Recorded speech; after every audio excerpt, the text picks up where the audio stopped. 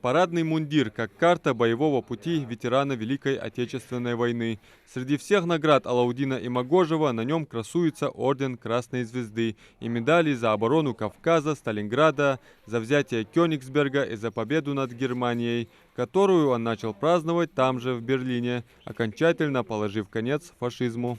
Я помню, что там рассказывали при окончании войны, наши войска, другие, когда проходили мимо, они слышали лезгинку.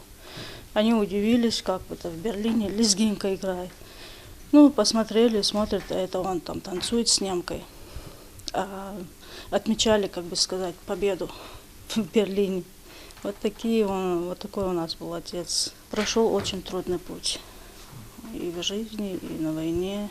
Его биография и весь военный путь запечатлен в десятках архивных документах того времени. Родился Алаудин Имагожев в 1908 году в Назрани. С 1932 года начал службу в советской армии капитаном гвардии. Из выписки боевой характеристики на ветерана следует: находясь с июля 1943 года по 20 апреля 1944 в офицерском учебном полку, проявил себя дисциплинированным, устойчивым и волевым офицером. Будучи командиром второго взвода, аккуратно и добросовестно относился к выполнению своих обязанностей, делу партии предан, политически развит. Алаудин обладал смекалкой, которая не раз спасала жизнь ему и его соратникам. Много раз он был, когда в этих военных действиях он оставался один там, или несколько человек, чтобы немцы, когда подходили, он этих мертвых сажал и между пальцами карты сувал, и как будто они карты играют. Вот такие интересные истории он рассказывал.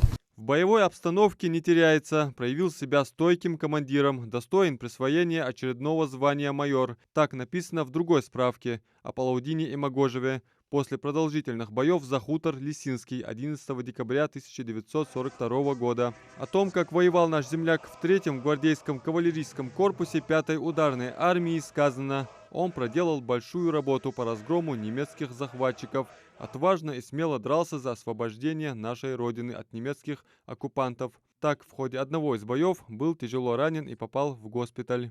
Он создавал видимость для немцев, как будто они там, еще их там много, чтобы они не думали, что их всех там перебили. Он был ранен в боевых действиях под Таганрогом. Там очень сильные бои были. Вот в этих боях он ранен был. Там его спасли. Ранение в ногу, да? В ногу, да. В ногу у него было ранение.